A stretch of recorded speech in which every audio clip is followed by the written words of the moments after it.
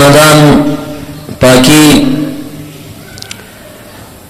او دغه خاندان مدح صفاتنا ناغ بیانیږي او سره بزمنی ان شاء الله حضرت علی رضی الله تعالی عنہ د وفات واقعا هم بیان شي مخکې بیان کې حضرت علی رضی الله تعالی عنہ په مدح کې چې نبی علیه الصلاۃ والسلام دا کوم تعریفات کړیو د مختلفو احادیثونو بیان شوی نننه بیان هم بعضی هغه اقوال چې صحابه کرام او یا مرفوع روایتو کې د حضرت علی رضی الله تعالی عنہ په مناقبو کې شوی او د خبرې ته منظور ذکر ورکو چې خوارج هغه خاندان نبوي او اهل بیت سره دشمنی کوي او خاص کر یو بل سیاسی نام نهاد ډله چې داوی سرکردا په خپل کتابونو کې حضرت علی رضی الله تعالی عنہ ته یو مفسد نسبتونه کړی دی اعوذ بالله چې د خپل دوره کې فساد لټول او امت جنگول مختلف نسبتونه بيدینو خلقو کړی ترڅو د عوام مسلمانانو ذهنونه د هغه سیاسي ډلو او نور مذهبي ډلو پرچار نه بچي نو مخکنه بیانم په مدح حضرت علی صاحب کې وننه بیان هم په مدح حضرت علی رضی الله تعالی عنہ کې او خلاصه دا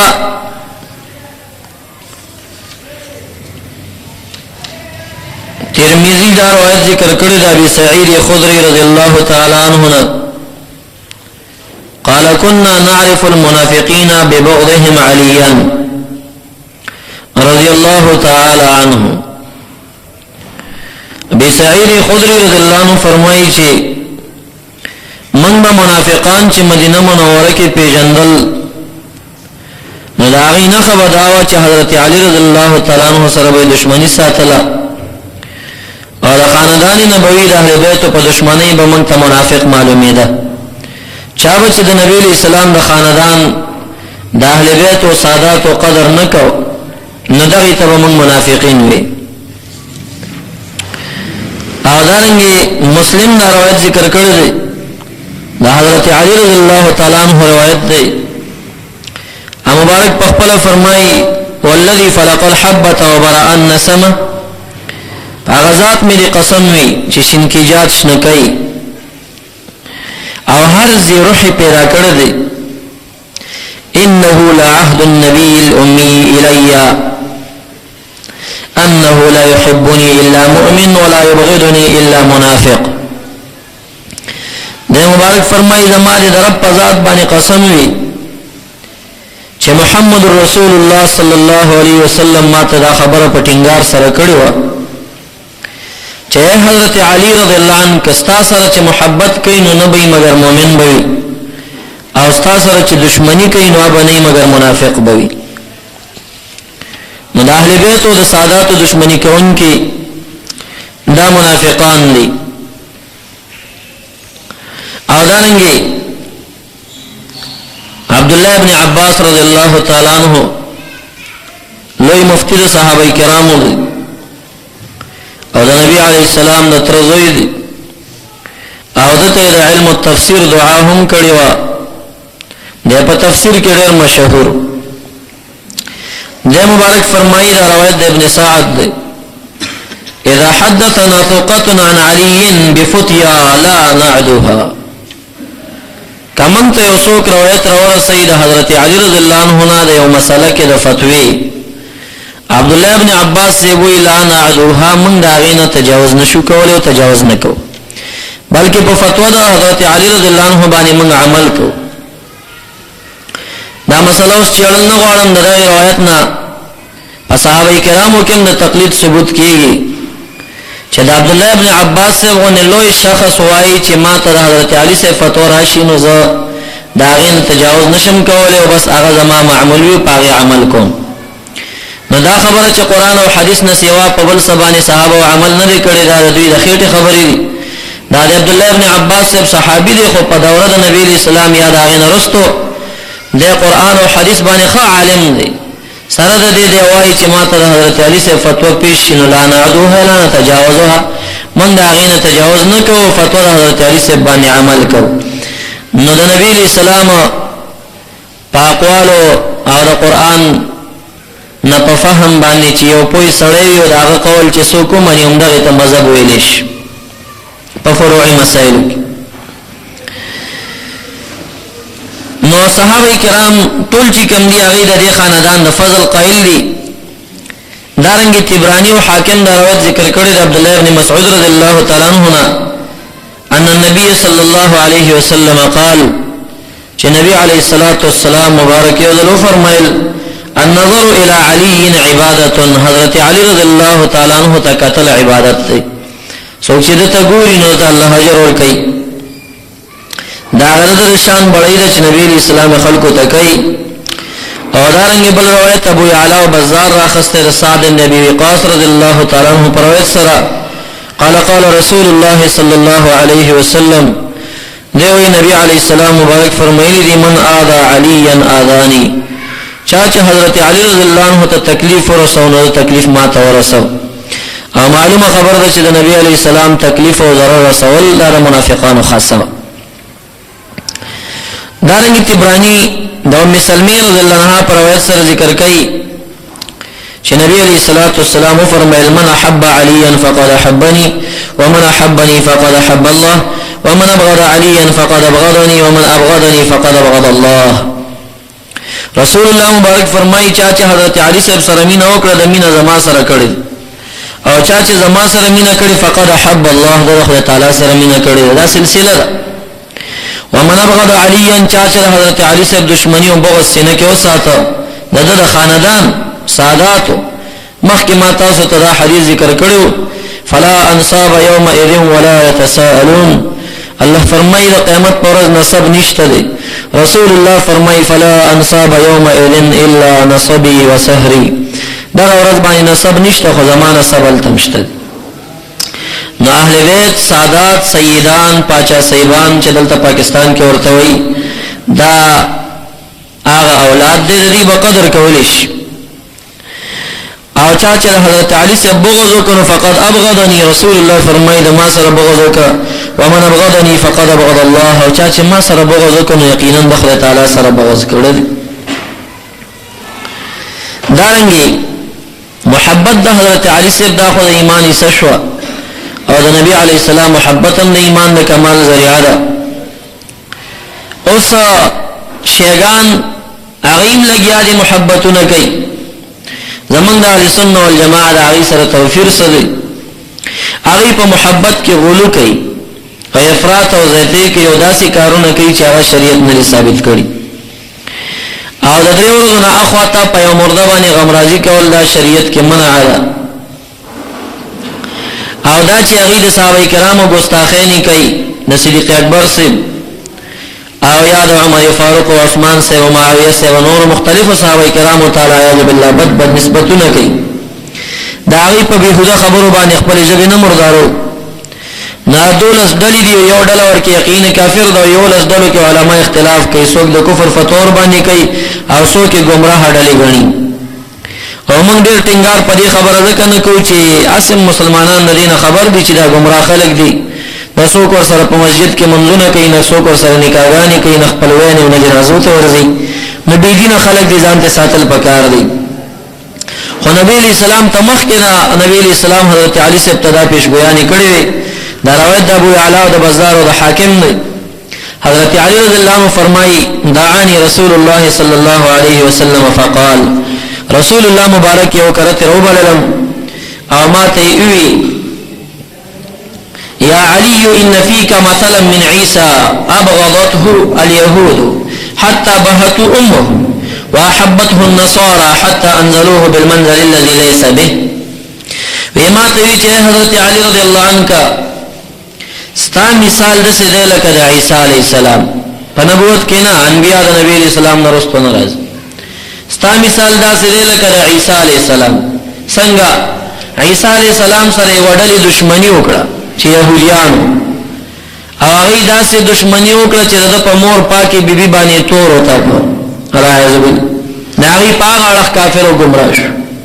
خو یو ډله بل و چې هغه حضرت عیسی علی السلام سره ډیر مینه او محبت او دومره محبت وکړه چې هغه مرتبه ورکړه چې کومه مرتبه د تنه و نه خدای زوی وګڼه خدای وګڼه ثالث ثلاثه وګڼه چې نصارا دي هغه په دې اړه کې کافر شو نو ورته استا مثال د عیسی علی السلام دی تاکه هم خلق په بغض او عداوت کې راشي استاد دشمنی نه به گمراه شي لکه خوارج او وهابیان مداخله او خلق به تاسو سره محبت کوي او مینه به کوي خارج په دې مینه کې گمراه شي لکه نصرانیان چې د عیسی علی السلام په شان کې نو په محبت د حضرت علی صاحب کې چې گمراه خلق دي هغه شیطان دي او په دشمنی د حضرت علی صاحب کې چې گمراه خلق دي نو هغه خوارج دي ندوالو نزان ساتل پکار دی او بیا نبی علیہ الصلوۃ والسلام فرمایي وانه يهلك في اثنان یقینا شاندار ما کم دو قسم خلق به گمراه کیږي محب مفرط يقرضني بما ليس فيا یو بډیر میناناک سړی زما سره او په زما په مینا کې بډیر علوز ته کوي او د څه شي نه براته مقرر او ثابت کی چې په ما کې نه داسې قوم په دې امت کې مشتا چې هغه د نبی علیہ السلام په محبت کې گمراه شوی هغه مقام چې هغه الله ورکړي دا هغه نزيات نور ورته ثابتای ومبغض مفتر او بل هغه دشمنی کون کې هغه دې چې هغه ما سره زما مقام کې فطور راولي نقصان نسبتونه راته کوي نو دا نبی علیہ السلام زما په حق کې هم داسې خلق چې کوم نه گمراه کیږي او آخری حضرت علی رضی اللہ عنہ پشان کے رسول اللہ مبارک فرمائی و مثل مراویہ دا تبرانی روایت ذکر کردے یقول علی مع القرآن والقرآن مع علی لا يفترقان حتى يرد علی الحوض قرآن حضرت علی صاحب مرگر دے و حضرت علی صاحب دا قرآن مرگر دے دا دوارا یوزم جدا کی گی نا ترسوچ چی دا قیمت پورز دا حوض کوثر پا غاڑا ما تا مخامخ راشی خو حضرت علی صاحب سره پاغه وخم قرآن مرګري دغه نه بنه جدا کی نو دا د حقانیت دلیل دی د قیامت د مرګ پورې چې د مبارک نه چې کم نسبتونه خلق ورته کوي چې یا د معاویه صاحب سره اختلافات کړی دي یا د عائشہ بیبي سره جنگ راغلی دی یادا دا اختلافات ټول چې کوم کلاهما علی حقنو نبی علیہ الصلوۃ والسلام مبارک د بخاری پر روایت سره فرمایي ستفترق امتي على فرقتين وكلاهما على حق زرد زمامت بدوړل شي دواړه په حق باندې نو هغه علما اتفاق کړل چې هغه ډله د حضرت علی صاحب او ډله د معاویه رضی الله عنه دا دواړه په حق باندې یو مسله کې اختلاف راغلی او مسله تفصیلی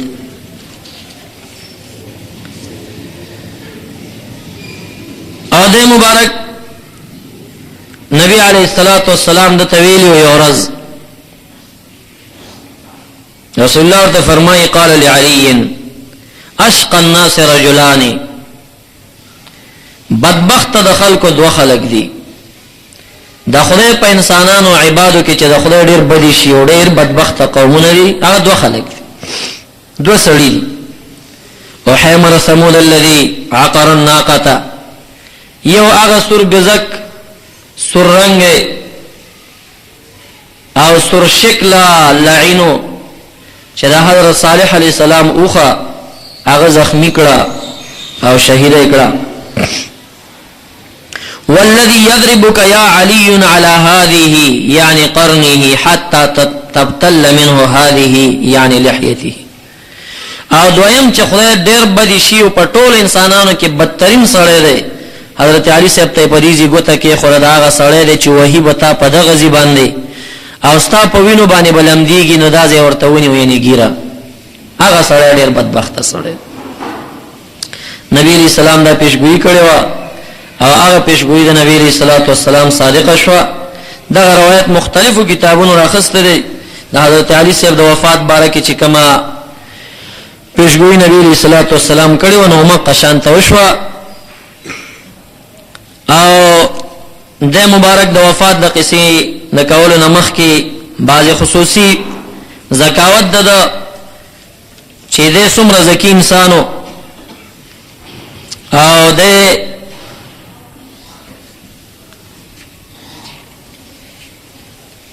کرامات د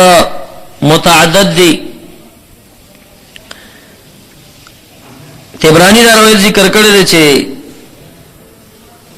حضرت علی رضی الله عنه یو کرت یو حدیث بیان ک یو شخص ورته پاسه د فکذبه تکذیب ددو ک ورته ته دروغ وای دا سینه ده.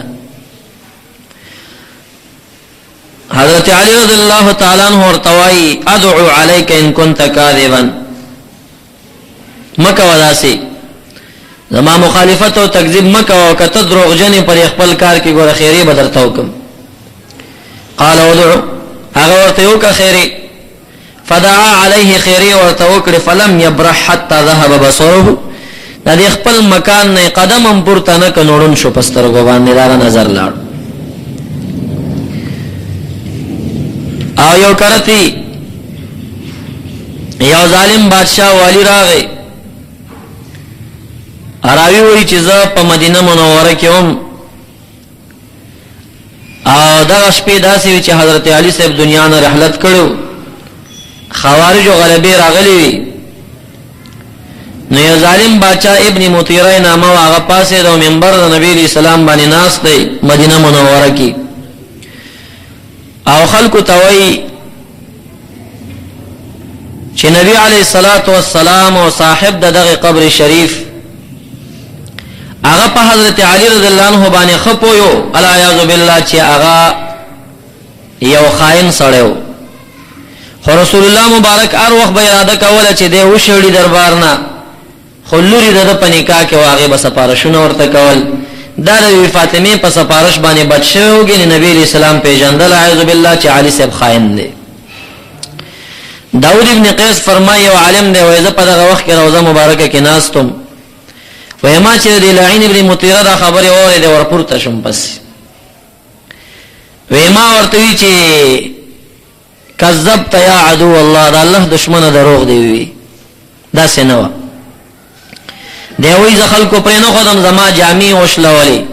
ما اراده لرله چې زوار شم مخ کې او خلکو نه پر خدام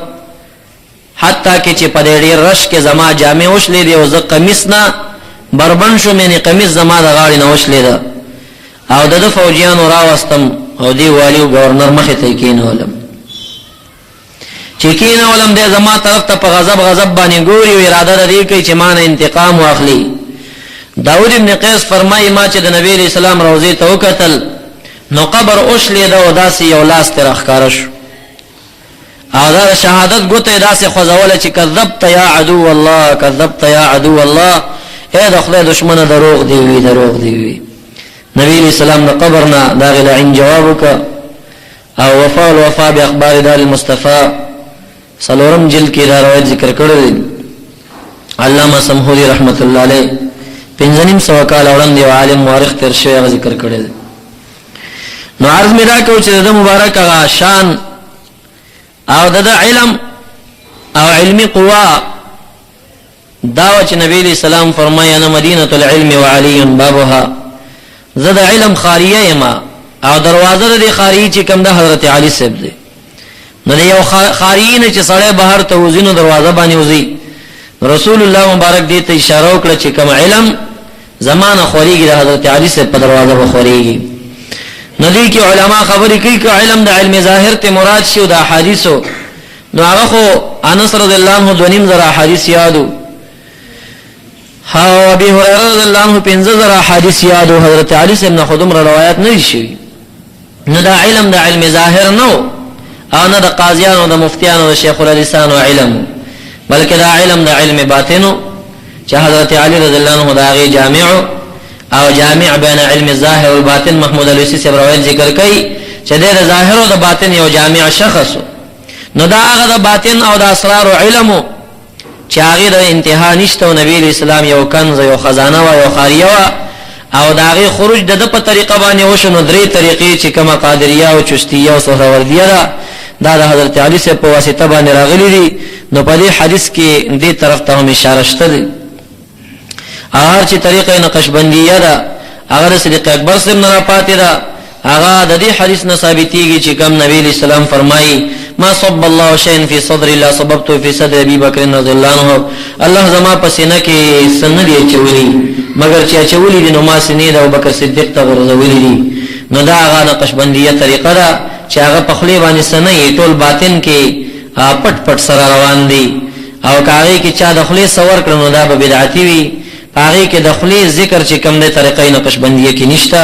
هغه پټ ذکرونه دي قلب بستا ذاکر وي روح بر ذاکر شي سر بر ذاکر شي خفي بر ذاکر شي اخفا بر ذاکر شي نفسي بر ذاکر شي قالبي بر ذاکر شي او بیا نه اثبات د پابند صاحب نه هغه په تصور کې کېږي په خپل باندې سنل استل کېږي هغه ذکر قلبي پورې تعلق لري د نقشبندانو خصوصیت نو د زکاوت او فقاهت داو تسنګ لکه ولاړې ورخه کېنه شرمېږم نو خلکو نه بیدین وهابیانو سره ناسته کې همدغه څه بیا دا بدن نه جوړېږي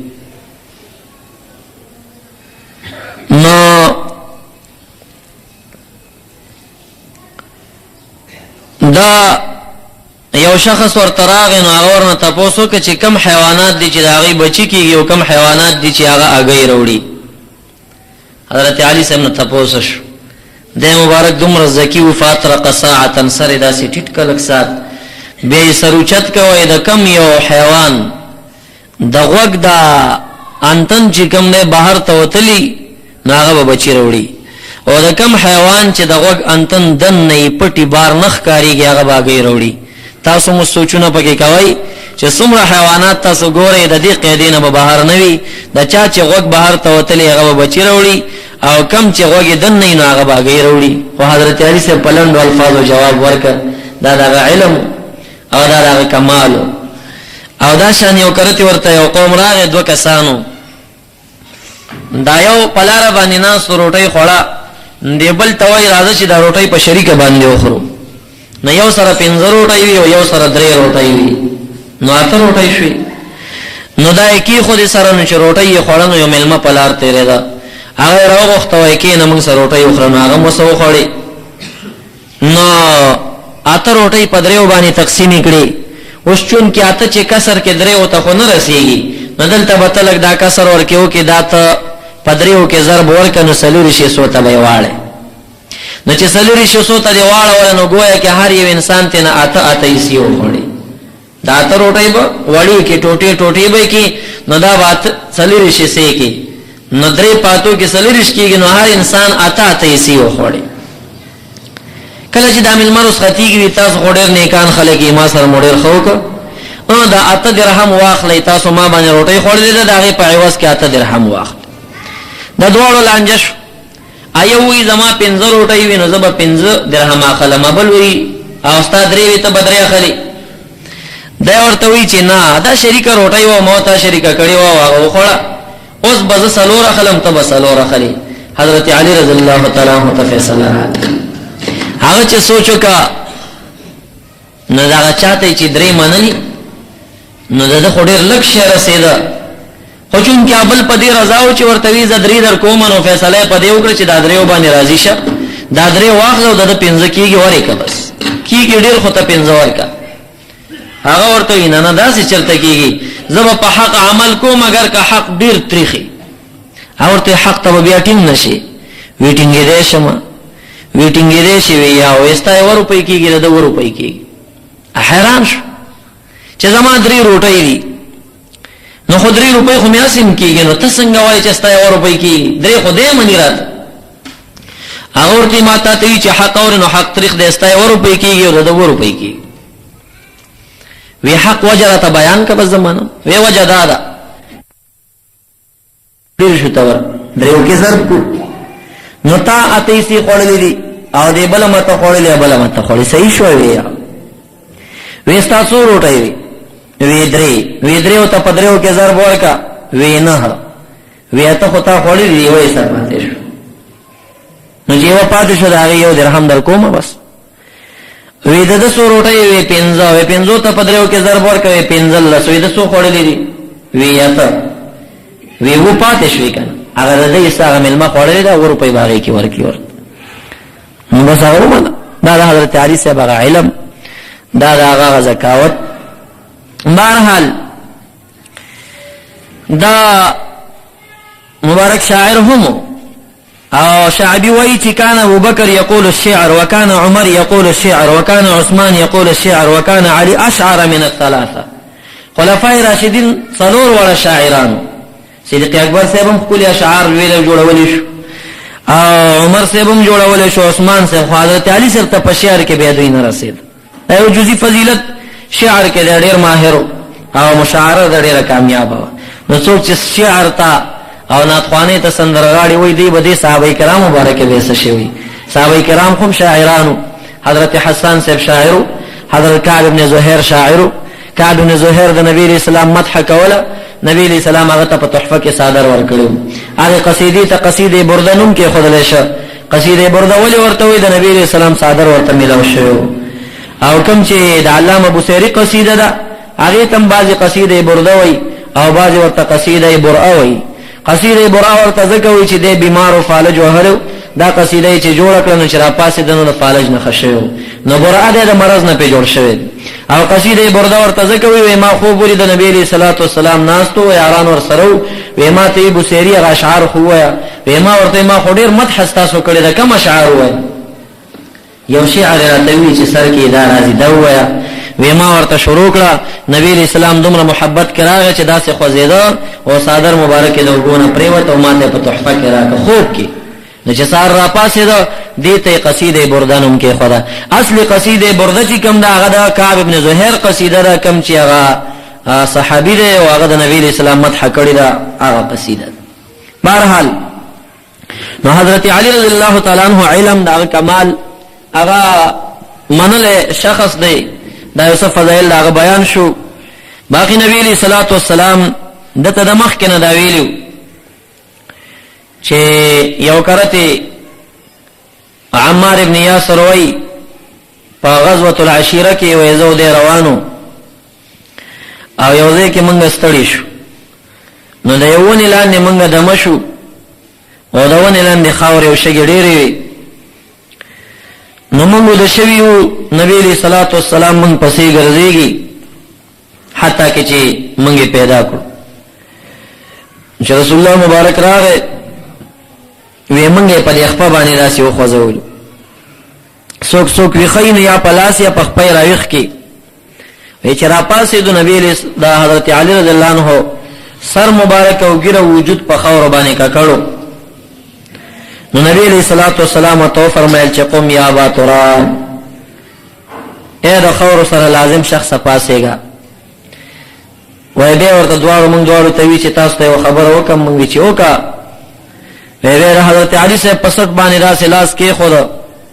چې بدترین د خلکو هغه سړی چې تاب په دغه زبانی وਹੀ حتا تبتل منها هذه، تر دې چې د هغه وینو نه بلمدشي هذه دا ګیره ورته ونی ودا بلمدشي. حضرت علی رضی الله عنه د نبی علیہ السلام په دې فرموده دومره یقین کړو چې د مبارک به فرمایل چې عهد معهود وقدم مقضی، دا یو معلومه خبر ده او دا فیصله د څه شوی ده چې ما بسوک په دغه ځای باندې وਹੀ او زما ګیره به داغي وینونه لمدي. ګوره د دومره پکلک ټینګار سره د نبی علیہ السلام په اخبار باندې یقین ساته چې نبی علیہ السلام د غیب دا خبره کړې و. دا خرستو یو کار رسول الله د وفات نه تقریبا دا چې کوم نه 10 کال وروسته دا مسله پیښیږي، ځکه 40 کال د هجری باندې د وفات کیږي او 10 کال هجرت سنه نو 10 کال خلافت د وفات شاخري. نو دا پیشګوئی په د باندې چې کوم نه صادقه شو. او دویم د ته دا ویلو چې حضرت علی صاحب ته چې یقینا ته چې تب جګړې کې علی تأویل القرآن لکه څنګه چې ما جګړې کړې علی تنزیله، قرآن چې نازل ده ما بهر مکه او توی چې دا اومنه دا کتاب چا بنه منو دا د خدای کتاب نه دی. نو ما چې مشرکانو سره جنگ کړي په تنزیل د قرآن می کړی دی چې دا د قرآن نزول دا حق دی او دا اومنه. حضرت علی صاحب ته وی چې تب خلکو سره جنگ کې خو تب په تاویل باندې کې څنګه تب د قرآن یو صحیح معنا خلکو ته بیانې، خلک به وی چې نه نه دا خو تا د قرآن نه ځان ترجمه وکړي، دا ترجمه پکې چاره وړي. نو په تاویلاتو د قرآن، په فقه د قرآن، په صحیح معنا د قرآن باندې به د خلکو سره جنگ کې او ماغه جنگ چې د خوارجو سره حضرت علی رضی اللہ تعالی عنہ کا نو آغا ددا د وفات واقعا آغا ذکر کوم چې د مبارک په حق کې کوم روایت ذکر شوی آغا صادق شو د نبی علیہ السلام پیشګویانه او د غیب بیانونه اراوی وی چې ما د عبد الله ابن شداد نه تاسو کا چې ما ته رښتیا خبره بیان کا حضرت علی صاحب چراغ بصری ته او یا حروریه فرقه ته ورغه او دا غینه یا کسان مولیان مردار کړه او سټونه ته پرې کړه او بیا د دمشق په جامع جمعات په دیوال باندې د اویا او قاریانو مولیانو هغه سټونه ځوړن کړي او مصنف ابن ابي شيبه لیکلي چې کان بین اعینهم آثار السجود دا اویا وای چې کوم حضرت علی سے مردار کړي او دی په تندو کې تورې ټاپې وي خوارج نه خدای چې تندې کې به تور ټاپه پیدا شي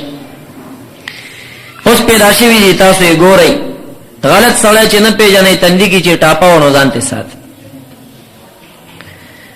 وېما ورته وی چې رښتیانو دا قصه راته وکړه چې داخلك سوق ولا جنگ څنګه شوی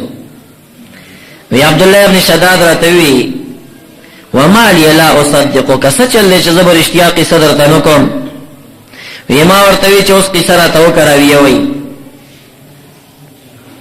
قال فإن عليا لما كاتب معاوية وحكم الحكمان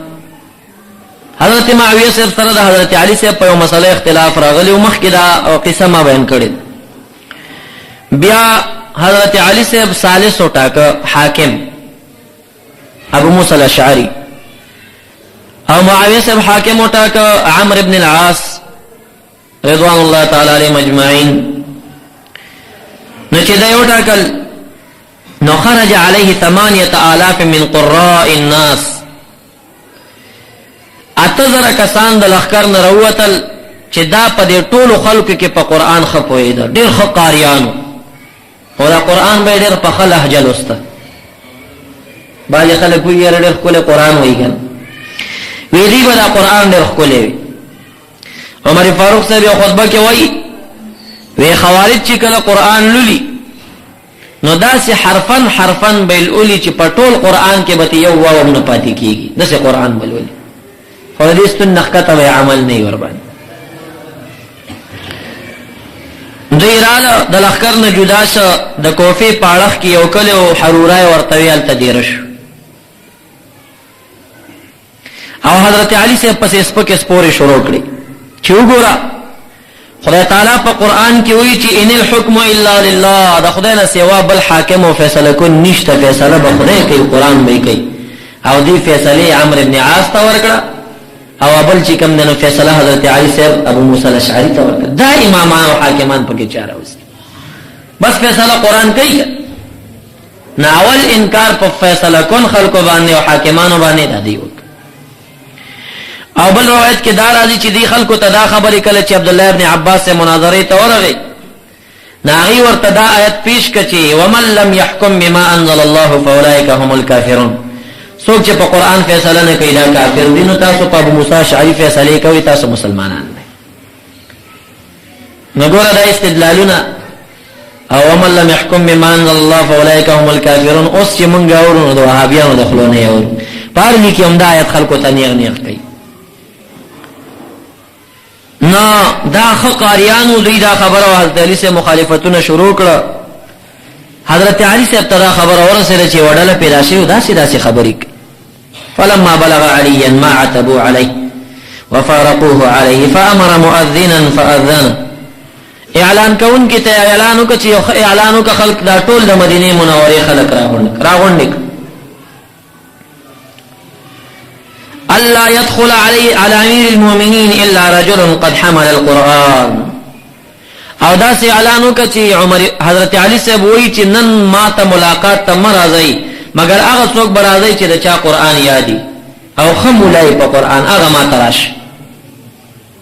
فلما ان امتلأت الدار من قراء الناس ددا کم حال چې کوم ځکه بده کې ناسته د قاریانو نډکش او د علماء مولیانو نډکش دعا بمصحف امام عظیم فوضعه بين عينيه هغه غټ مصحف د عثماني کوم مصحف چې لیکل شوی قرآن دا قرآن راوړ او دا ډېر قاریان او مولیان ناس دې په مخ کې دا قرآن کې خود فجعل يسكه بيده ويقول ايها المصحف حدث الناس او لګیا دې قرآن ته داسې ګوتنی ولیدا اے مصحفه دې خلکو ته مسلې بیان کا دا مولیان او قاریان راغونډه اے مصحفه دا خلک پوي کا خلک حیران دي چې حضرت علي صاحب څه کوي فناداه الناس خلق چغکړي فقال يا امير المؤمنين ما تسأل عنه دا تدنه سغواړي انما هو مداد في ورق ونحن نتكلم ما روينا منه فماذا تريد دا خو سپانی دی په سیان لیکل شوی دی دا خبر نشي کول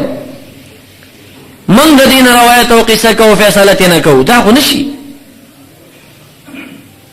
قال اصحابكم هؤلاء الذين خرجوا بيني وبينهم كتاب الله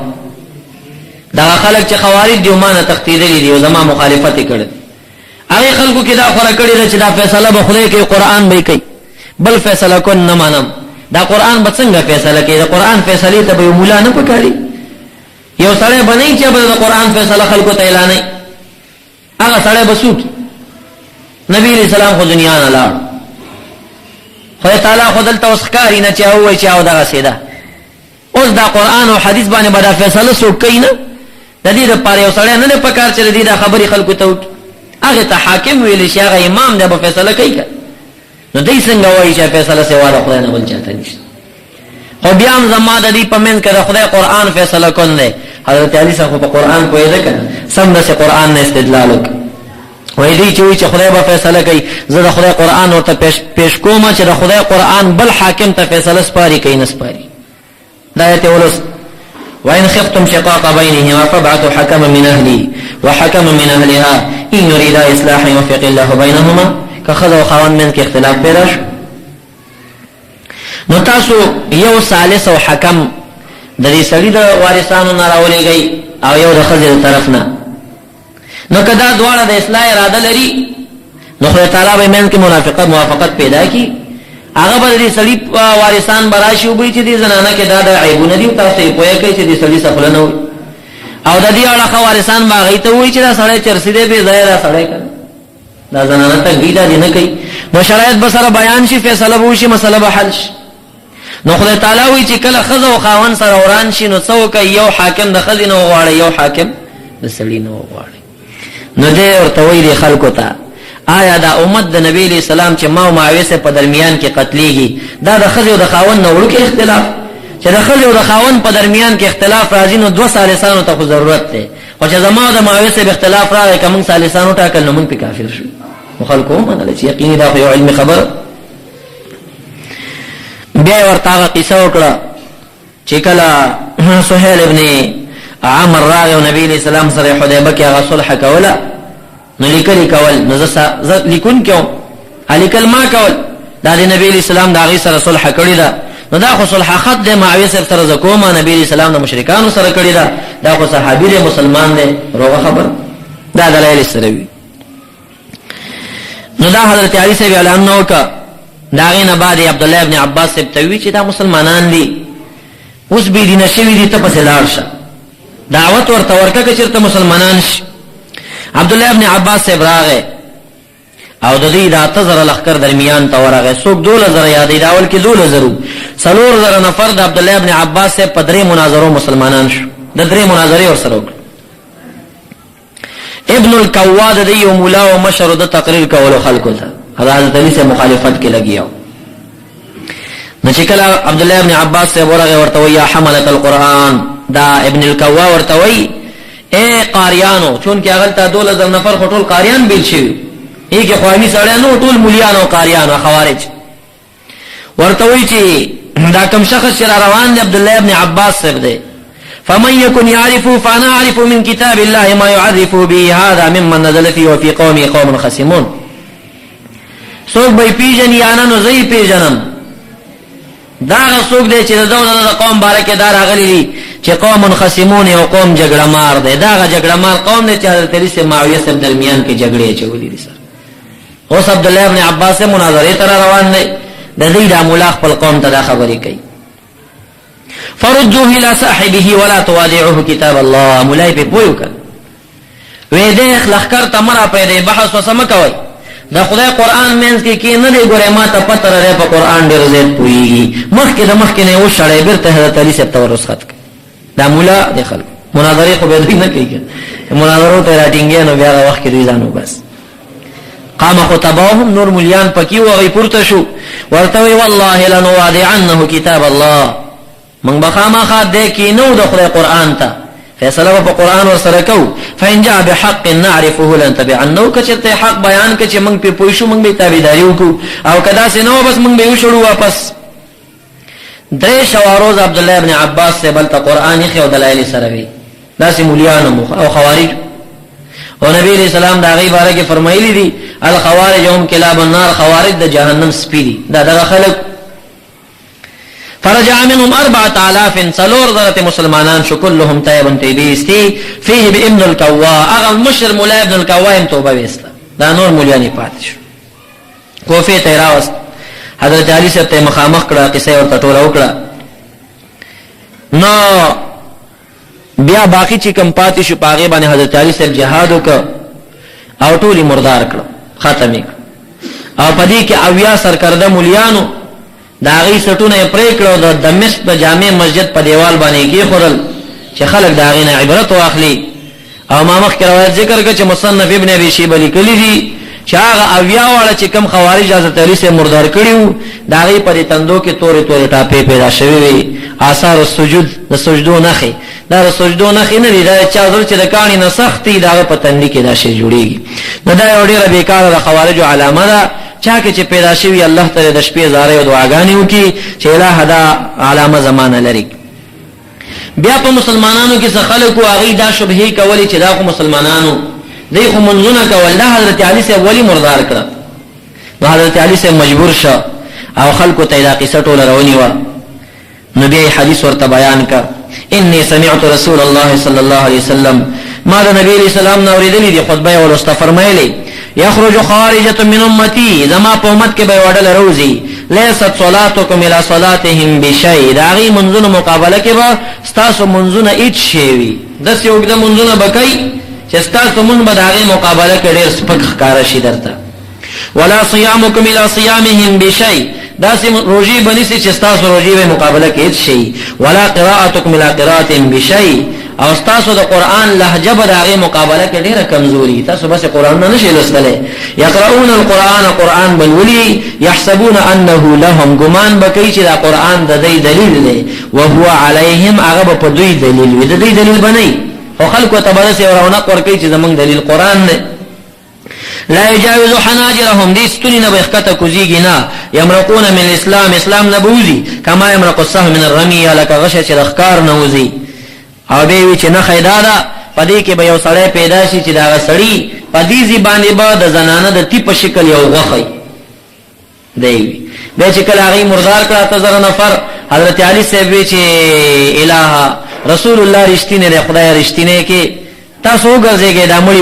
لټولې څو شوارو زې مړی لټول اخر یو شخص راغی علي صاحب باندې زیره او چې صدق ته رښتیا دی ویلو شخص ما پیدا کاغه پکې پیدا کړو په دې ځبانه غټه موړه ولاړه نو حضرت علي صاحب چې ما مخ کې د تویل د خوارج ډله ده نو کم چا چې شکونه کوله شکونه ختم شو ځکه نبی عليه الصلاه والسلام مخ کې دا بیان کړو نبي سره سو باج او تختیدل پاتش پدې کې درې نفرو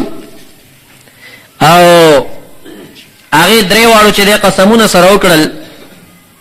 چې موږ به درې کسان وژنو یو عبدالرحمن ابن ملجم المرادی او دویم بورک ابن عبد التمیمی او دریم چې کوم دی هغه عمرو ابن بوکیر عبدالرحمن ابن ملجم المرادی وی چې زب حضرت علی سے وژنم او د دویم وی چې بورک وی چې زب معاویه وژنم او عمرو وی چې زب عمرو ابن عاص وژنم نو دا درې کسان راوتل اوس درې کسانو شهادت پسې ارادي کړی نو هغه عبدالرحمن ابن ملجم المرادی را روان شو نو په لاره کې راتلنو د خوارجو یو جنې وا قطامه نامه وا پاغي باندې د عاشق شو اوس خلکو ته نور ته دا نه وایي چې زه حضرت علي سره د مرګ اراده لرم. د هغې نه مطالبه د نکاح وکړه. نو هغې ورته وي چې زما 2 شرطونه دي. یو شرط مې دا دی چې ما ته به 3000 درهم راکړې مهر. دویم شرط مې دا دی چې ته به په مهر کې حضرت علي صاحب وژنې. هغه ورته وي چې حضرت علي صاحب د مرګ خو ما سم اراده کړې ده. نکاح یې ورسره وکړه، را روان شو مدینه منورې ته. یا کوم ځای کې حضرت علي صاحب غالبا دغه وخت کې په کوفه کې و، هلته ورغی. حضرت حسن صاحب وی، حسن ابن علی رضی الله تعالی عنہ وی، دی چې کله راغی شبیب ابن بجره په لاره کې ورسره ملګری شو، هغه ته خپله قصه وکړه، هغه هم ورسره ملګرتیا اعلان کړه. نو دواړه رال او کوم ځای کې چې دی سهار مونځ ته راوځي، حضرت علي صاحب هلته په مسجد کې ټوله شپه په انتظار باندې تېره کړه. حسن ابن علی رضی الله عنه وی، دا حضرت علي صاحب زوی حسن صاحب، اتیته سحرا، د سحر ټیم دی، زه خپل پلار ته رالم حضرت علي صاحب ته، د تهجد ټیم دی چې دی روان کړم جومات ته ځو. فجلست الیه کېناستم. فقال وما ته پلار وی حضرت علي صاحب، انی بت الليلة اوقظ اهلی فملکتنی عیناي وانا جالس فسنح لي رسول الله صلی الله علیه وسلم. زمې زنانو را پورته کولم چې د مانځه ټیم نږدې دی، نو زه به چې راکېناستم خوب به راغی، بیا به خوب داسې په ویوړم، بیا به راکې وزورلم داله وفات شوی نه قصه ورته کوي، بیا را پاسېږم، بیا داسې په دې پرکالۍ کې نبي علیه الصلاة والسلام مې خوب کې ولیده. حضرت علي صاحب ورته وایي اوس لږ ساعت وروسته شهید کېږي، دی دا صحنه بیانوي. وما ورته وی یا رسول الله ما لقيت من امتك من الاولاد واللدد. ته خبرې چې زستا د امت نه څه رزیلو خلکو کې ګیر شوم، دعوی د قرآن او د ایمان او د دین دی او په منځ کې بې دینه دي، دا سره کم خلکو کې زه ګیر یم. وما ته وی چې ادعو الله علیهم خیري ورته وکړه. نو دی چې را پاسېده نو دعا یې وکړه اللهم ابدلني بهم خیرا لي منهم، خدایا ما ته د دینه په بدله کې خیر راکې او دوی ته زما په بدله کې شر ورکې. نو خیر دا و چې دته شهادت نصیب شو، هغوی ته بدبختي عمرې ورکول شو. ابن النباح مؤذن دی، اذان یې وکړو، اذان نه پس راغی چې الصلاة الصلاة چغې وویله چې د اذان مانځه ټیم دی. نو دی دواړه مبارکان را روان شو. حسن صاحب وایي زه ورپسې وروستو روانم او دا مؤذن یې مخکې روانو چې عبدالرحمن ابن ملجم الفزاري مرادي دا لعین راغی او په حضرت علي صاحب باندې په دې تندي باندې گزار وکړه، حتی کې دا توره چې کوم دی دماغو ته کوزه شوه. او دا دویم شبیب ابن بجره چې کوم هغه ور باندې دویم گزار وکړ. حضرت علي صاحب دومره په استقامت ولاړو، یو आवाज کوي چې دا نفر در نهونه تختی دا راټینګ کوي او وای نه وژنئ، که زه چېرته ښه شم زه به خپله انتقام واخلم یا به عفو وکړم، او که زه چېرته وفات شما نو بیا تاسو وژنئ. دا اعلان ورته وکړه. نو دا د جمعې ورځ وه، د جمعې ورځ او د خالي ورځ حضرت علي صاحب زخمي و. په دې دواړو کې دا شبیب وتښتېده او دا یو نفر دا لوی لعین دا ونیول شو. چې ونیول شه بیا یې راوستی شه. حضرت علي صاحب چې کوم دی مبارک د اتوار په شپه باندې په شهادت ورسېد، وفات شو. او حسن صاحب راغی، دا لعین راونی اوس د دنه انتقام اخلي. ډېر خلک یې پرې راغونډ کړه چې کله دنه انتقام اخلي. فقطع عبدالله ابن جعفر یدیه ورجلیه. دا حضرت علي صاحب وراره د جعفر صاحب زوی عبدالله صاحب ته نه لاس او خپې پرې کړه. بعضې خلکو وی چې موږ دې سوځو، لیکن دې مشوره ورنه کړه چې ته پرې کړه. فلم یجزع، داسې غلی ولاړو، هېڅ فریاد یې د خولې نه نخت، خاموش ولاړ دی. دواړه لاسونه او دواړه خپې ته پرې کړې خو ده آواز ونه کړه. بیا یې داسې یو سیخ ګرم کړه په اور باندې او بیا یې د په سترګو کې داسې راخ کړه، دواړه سترګې داسې ختمې شوې. بیا هم د فریاد ونه کړه، صرف دومره یې وي چې اقرأ باسم ربک الذي خلق خلق الانسان من علق. دا لعین اسم قرآن دی. تر دې چې آخري صورت ولست او داسې ویني تر روانې وي. نو په دریم کرت باندې چې ژبه ته پرې کوله نو د چغې شروع کړي. نو چا ورته وی لاس او خپې دي قطع شوې، سترګو کې د سیخ ومنډل شو، جړا دې نه کوله. اوس د ژبې پرې کولو باندې ولې ژاړې؟ نو دی وی انی اکره ان نکون فی الدنیا فواقا لا اذکر الله. وی اوس زما اخري وخت دی دا ژبه کرانه پرې کې اصله چې لږ ټیم د خدای د ذکر نه بغیر پاتې شم. په دې ان کې دا لعن دا مشن خلکو ته ورګي چې بیا چې ته خدای ذکر رانه پاتې نشي. نو دا د باره کې وایي وکان عبد الرحمن ابن ملجم رجلا اسمر حسن الوجه. دا یو خيسته مخه خيسته سړیو دا چې حضرت علي سے شهید فی جبهته اثر السجود د پتندی کې رسوجدي نه خوا تور ټاپه په دکم جوړه شوی. نو سوچو کوي ذوالخویسر سره چې خوارج نیکو مشر د نبی رسول الله د په نسل کې به قوم پیدا کیږي. حاکم مستدرک کې وی دا په تندی کې تور ټاپه